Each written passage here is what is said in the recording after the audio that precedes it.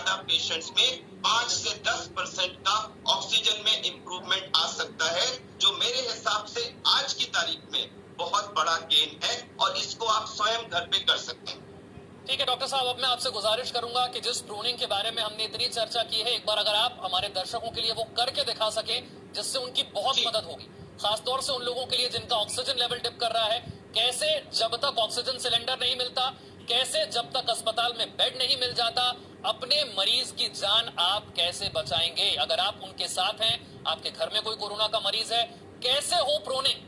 ये क्या टेक्निक है? ये कैसे आपकी जान बचाएगी? ऑक्सीजन लेवल कैसे बढ़ाएगी? डॉक्टर अरविंद कुमार। विशाल जी, इसमें हम 3 जगह पर तकिए लगाते हैं और पेशेंट को पेट के बल लिटाते हैं। अब तकिए लगाने की जगह बहुत इंपॉर्टेंट है और पर्पस क्या है। हम अपने को बेली डाउन यानी पेट के बल लिटाना है, लेकिन सबसे जरूरी चीज ये है कि हमारा पेट नहीं दबना चाहिए। हमारे रेस्पिरेशन में सबसे ज्यादा जो रोल होता है वो चेस्ट और पेट के बीच में डायाफ्राम होती है, उसके मूवमेंट का होता है। और अगर हमारा पेट दब गया तो डायाफ्राम का मूवमेंट इफेक्ट हो जाएगा। तो जब हम पेट के बल लेटे तो हमें तकिए लगा के ये इंश्योर करना है कि हमारा पेट न दबे। जो हमारा ये हिप बोन है, पेल्विस जिसे कहते हैं, ये पार्ट सपोर्टेड हो तकियों पे, हमारी अपर चेस्ट सपोर्टेड हो तकिए पर, पेट बीच में बेड से ऊपर रहे, जिससे पेट का मूवमेंट ठीक रहे। अब आप देखिए, मैंने यहाँ पर 3 जगह पिलो रखे हैं। एक रखा है पिलो बैक की तरफ, एक पिलो है बीच में, जिसमें हम 3 या 4 पिलो रख सकते हैं, डिपेंडिंग ऑन कि आपका वेट कितना है और आपके पिलो का साइज कितना है। और एक पिलो है चेस्ट की तरफ। अब मैं आपको लेट के दिखाता हूँ कि हमारा पेट का हिस्सा नहीं, ये जो नीचे वाला हिस्सा है जिसको हम हिप बोन कहते हैं, ये हिस्सा इस तकिए के ऊपर आना है। तो मैंने इन तकियों को रखा और ये जो नीचे वाला हिस्सा है इसको मैंने इन तकियों के ऊपर रखा, जिससे पेट नहीं दबा है, लेकिन मेरा जो हिप बोन का हिस्सा है वो इन तकियों पे आ गया। अब मैंने ये चेस्ट वाला तकिया लिया और इस तकिए को अपनी चेस्ट, जो अपर चेस्ट है, इसके नीचे रखा। अब देखिए, इस समय मेरी चेस्ट जो है वो इस तकिए पर सपोर्टेड है और मेरा जो हिप बोन है वो इस तकिए पर सपोर्टेड है। इंपॉर्टेंट चीज ये है कि ये करने के बाद आप देख लें, इधर ले आएगा कैमरा, कि आपका जो एक हाथ है वो आपके पेट के और बेड के बीच में जा रहा है और आपका पेट जो है वो बेड पे नहीं दब रहा है। ये बहुत जरूरी है, आपका पेट किसी तरह से नहीं दबना चाहिए। अब क्वेश्चन ये है कि आप हाथ का क्या करेंगे। आप हाथ को ऐसे रख सकते हैं और अपनी थोड़ी आप इसके ऊपर रख सकते हैं। आप सर को इधर कर सकते हैं, सर को इधर कर सकते हैं, या इस तकिए को थोड़ा सा ऐसे खींच करके अपनी थोड़ी को आप इस तकिए के ऊपर रख सकते हैं और हाथ को ऐसे रख सकते हैं। एक हाथ आप ऐसे कर सकते हैं, एक हाथ ऐसे कर सकते हैं, या दोनों हाथ ऐसे कर सकते हैं, या हाथ ऐसे। ये कोई फिक्स्ड पोजीशन नहीं है। इंपॉर्टेंट चीज ये है कि चेस्ट, अपर चेस्ट के नीचे तकिया होना चाहिए। आपकी हिप बोन वाले एरिया में काफी तकिए हों, जिससे आपका पेट जो है वो बेड पे किसी कीमत पे ना दबे।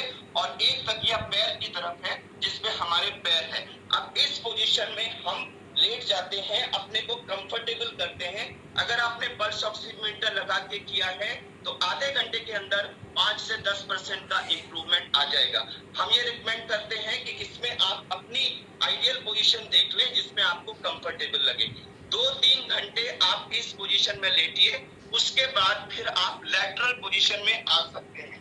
मैंने ये तकिए हटा दिए, ये तकिया भी हटा दिया और अब मैं लेफ्ट लैटरल पोजीशन में आ गया, यानी मेरी लेफ्ट साइड नीचे है और हाथ मैंने अपने एक कंफर्टेबल पोजीशन में रख लिए।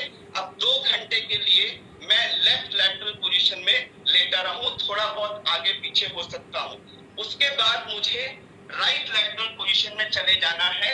मैं अपनी राइट साइड डाउन पोजीशन में आ गया और मैंने ये तकिया यहाँ लगा दिया और मैं राइट लैटरल पोजीशन में आ गया। तो 2-3 घंटे में बेली डाउन लेटा, 2-3 घंटे में लेफ्ट लैटरल में लेटा, अब मैं राइट लैटरल में लेटा हूँ। उसके बाद मैं धीरे धीरे उठ के बैठ सकता हूँ। ऐसे करके मैं बैठ गया और बैठ करके मैं थोड़ी सी चेस्ट की एक्सरसाइजेस कर सकता हूँ। मुंह खोलिए, मुंह खोल के ऐसे गहरा सांस खींचिए और खींच करके उसको जितनी देर आप रोक सकते हैं रोक लीजिए। इस बीच में आप चेस्ट को मूव करिए, शोल्डर्स को मूव करिए, थोड़ा चेस्ट को ऐसे करिए, थोड़ा लेफ्ट राइट मूवमेंट करिए।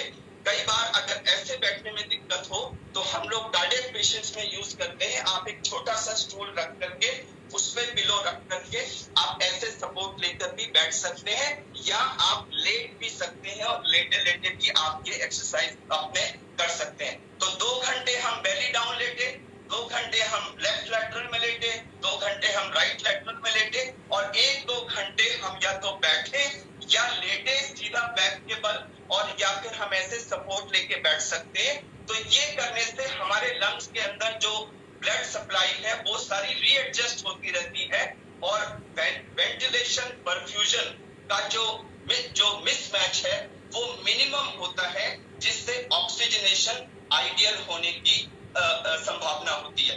इन लोगों को ये नहीं करना है, ये बहुत इंपॉर्टेंट है। गर्भवती महिलाएं हरगिज ना करें।